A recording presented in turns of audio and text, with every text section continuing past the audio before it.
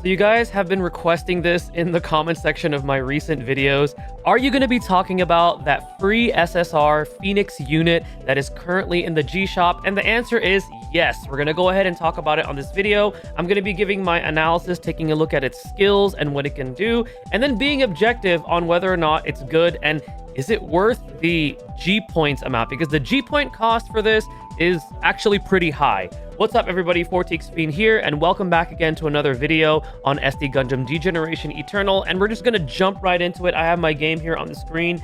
So this is the Phoenix Gundam. I actually have not bought this yet on either of my accounts, not on my whale account, not on my free-to-play account, because to me, it's pretty expensive. But let's go ahead and take a look at its stats, at its full upgrade. We're taking SB conversion into consideration, and then I'm gonna pass my judgment, if you want to call it that. Okay, so as you can see, it has a pretty respectable attack stat at over 11k, and for an SSR, that's actually really good for being an attacker unit.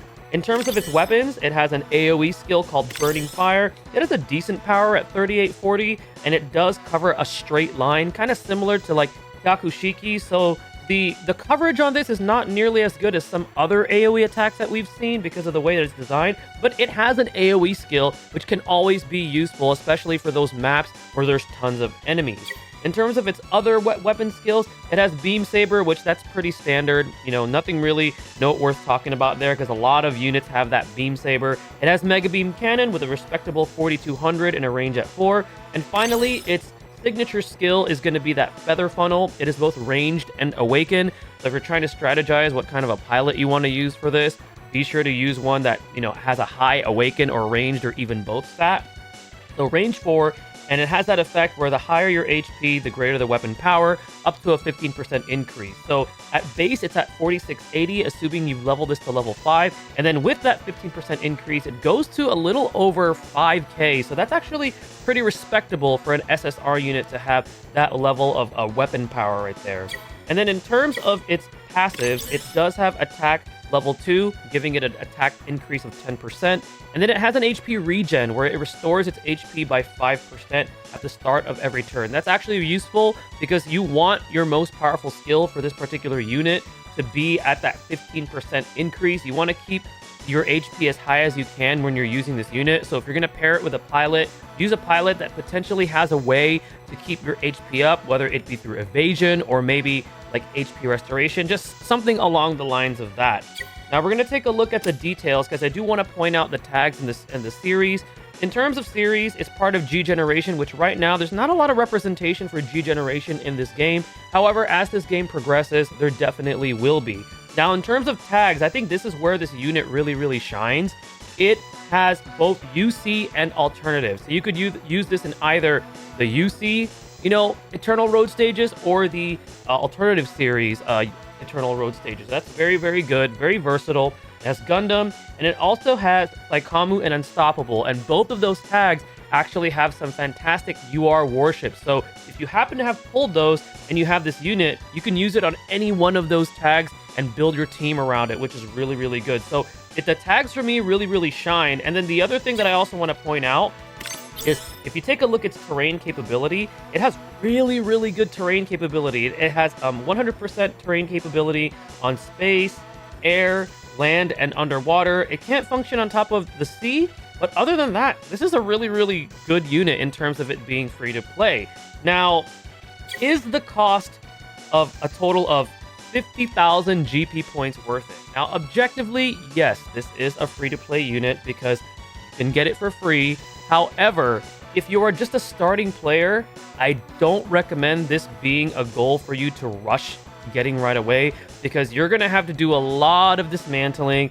If you want to go with the development route, there still is that trick where you could, develop a bunch of balls and then sell it, get the GP, get a little bit of your capital back, rinse and repeat. But it's extremely costly. And if you're just starting out, or you're still kind of like, a newish player that doesn't have the amount of capital to be able to do that, I don't recommend chasing this unit or going right for it right away. Again, it is objectively free to play because it doesn't cost any diamonds, but it is just extremely tedious to get. And there's actually 2 free SSR units that you can earn through the development tree that I want to show you that I personally think are better. And we're going to go ahead and jump into the screen right here. So this is the Soulshage webpage. I love using this. Kudos to you guys that developed this page. So the first one is going to be Dragoon Strike. So this is from Gundam Seed. Its terrain capability is almost comparable, with its underwater not being as good as Phoenix's. But if you could see, its attack is also pretty comparable, assuming if you've SP converted it and everything like that. And if you take a look at its most powerful skill, which is Dragoon System, its base power is actually higher. It has the same range. And this one has the farther you are from the enemy, the greater the weapon increase. So this one is all about your range space between you and the opponent. So I think this one is easier to use to get the attack increase, because you could still take damage, and as long as you keep that range as far as you can within the range of this particular skill, it's easier to get that weapon increase. And also, this unit has 2 forms of mitigation, which is mitigation against physical attacks and also shield defense. So this is a unit that I think is superior to the Phoenix. It also has really good tags. I mean, it has alternative, it has protagonist, it has lightning fast. So it's a very, very good unit if you're looking for like something else that you could gun for if you don't have the 50,000 or 20,000 GP to spend on SSR Phoenix. And the other free unit from the development tree that I think is comparable and in my opinion better is going to be Aerial Rebuild. This thing is very good. Again, its terrain capability is pretty comparable, but still Phoenix is superior in terms of the underwater fighting. The attack stat is also pretty comparable to Phoenix's. And then if you take a look at its skills, it has 2 that are actually superior to what Phoenix has. So first is Escutcheon, which has a base power of 50-40. It has a range of 4, which is again the same as SSR Phoenix's most powerful weapon skill. It doesn't have a weapon damage increase, but what it does is it has critical damage by 25%, which I think is really, really good. And then finally, its most powerful skill, it's a range, it's not Awaken, but it has a 5 range, which is already better. It has a base of 5,400 power, and then it also has that same effect, just like a Dragoon Strike, where the farther you are, the greater the weapon damage. So you get up to a 12% increase. So that's already good. That's already better in my opinion. It also has the same attack increase by 10% as Phoenix. It has damage mitigation, reducing beam weapon damage, and then it also has a shield defense. So in my opinion, if you are a free-to-play player, and let's say you happen to have the capital and you want to develop all those balls and sell them off and get the 50,000 GP, then yeah, go for it. It is a good unit. It is objectively a free-to-play friendly unit that's very, very good. But if you don't have the means to do so for the capital, and you don't want to sit there and develop a bunch of those things and sell them off just to get that astronomically large amount of GP, then I would personally recommend going for Dragoon Strike or Aerial Rebuild. Or if you already have these, then maybe have Phoenix Gundam be like a long-term goal, or like something you could get down along the line.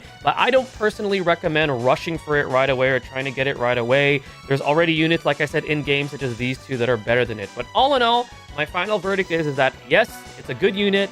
It is objectively free to play.